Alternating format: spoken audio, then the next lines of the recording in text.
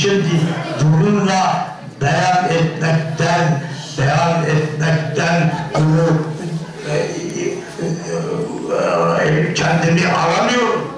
kendimi alamıyorum. Şeyh Selahaddin'in ruhaniyeti bizi işitmekte. Bunu konuşuyorum. Bunu size tutuyor. Ben onun emrindeyim. Onun emrinde olduğum ama siz de bilirsiniz ki bu zamanki durumun bunların köyüne gittim. Geçen zamanı gibi değildir.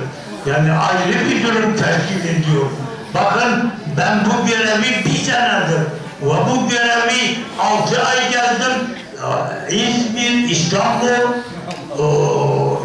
Sarahi, Bursa, Adana bunları müşahede ettim. Ama Karabağ'ın bilsinler yine onların zamanındaki günüm, bu günüm bir değildir.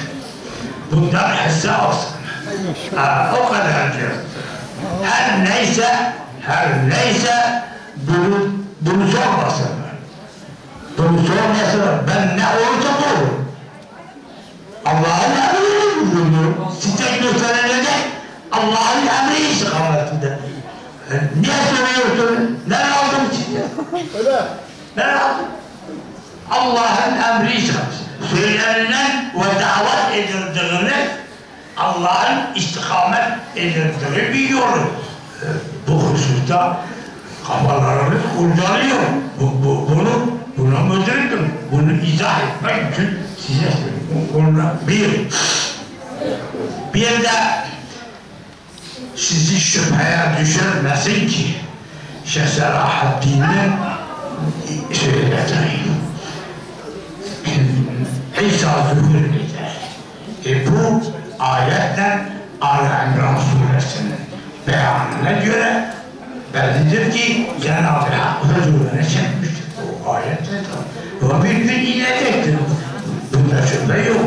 Ama görünmüş ama zamanı geç gelebilir, bunu söyleyeyim. Yani zevaki muhteremelerin görüşleri zaman alır.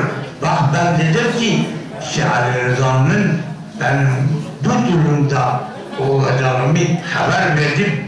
Böyle bir zaman gelecek ki sen bunu yaparsın, hak hayrette kalır. O hoca bunu şey etmez, bu ayın kendini yormadı. Eliyorsa insan. Şeyh Selahaddin'in de söylediği zaman alabilir. Bundan şüpheniz olmasın, bir gün hukuk bulacaktır. Ama bunu ben de haberdar oldum 4 gün önce ama zamanı, vakti ben bunda malumat sahibi değilim. Sizden de inkar etmem. Ve bununla küçüklüğümden bu yana yalan söylememişim ve babamın da tavsiyesi üzerine oğlum her ne söylersen yalan söyler.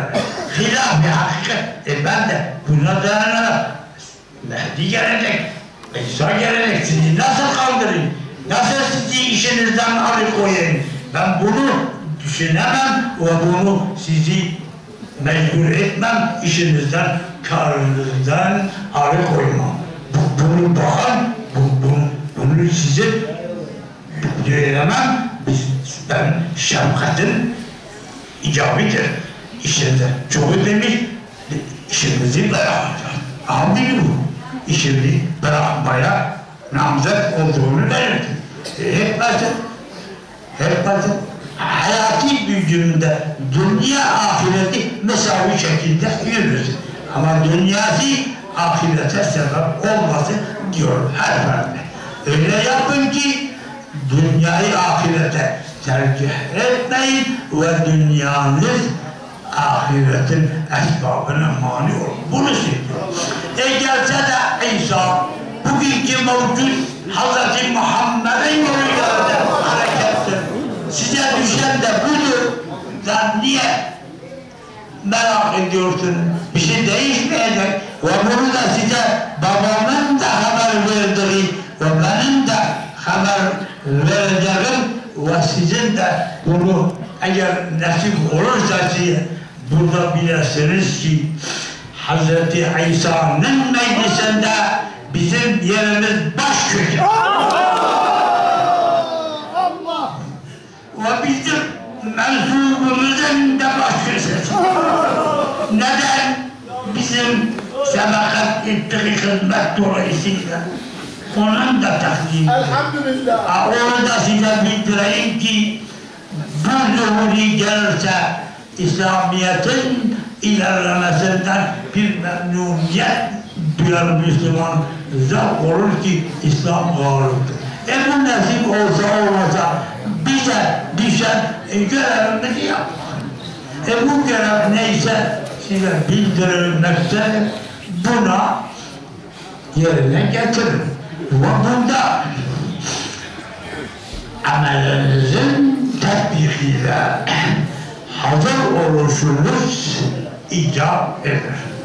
Bakın ki size emsal göstereceğim budur ki Peygamber sallallahu aleyhi ve sellem Tebuk harbinden dönünce ne demiş?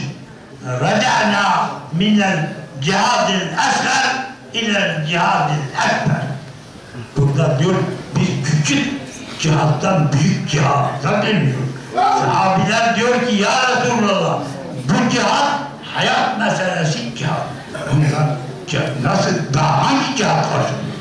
Bunu sorunca cevaben siz eğer bugün görevlendiriniz nefsi cihattır. Nefsinizle mücadele cihatıdır. Bak bunu dikkat edin.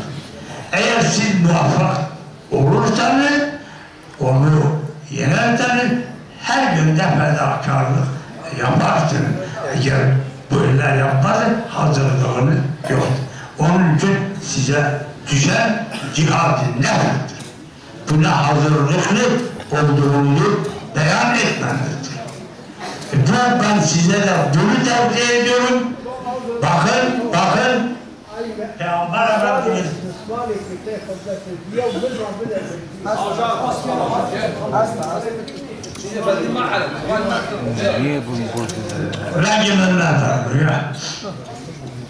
bunu Cenab-ı Hakk'ın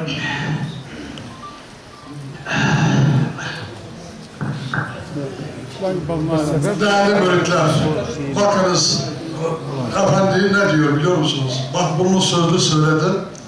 Bunun da bir de yazılısı beyanlaması vardır. 55 yapraktan meydana gelen bir tebligatı vardır. Bunu fotokopilerle fazlalaştırmışlar, bayağı bir külfet tutmuş. Evet. Herkes bunu buradan giderken ne kadar olursa olsun bunu kayıtsız şartsız, eleştirisiz bir şekilde herkes alın götürünüz evinizden, onu okuyun tatbik ediniz.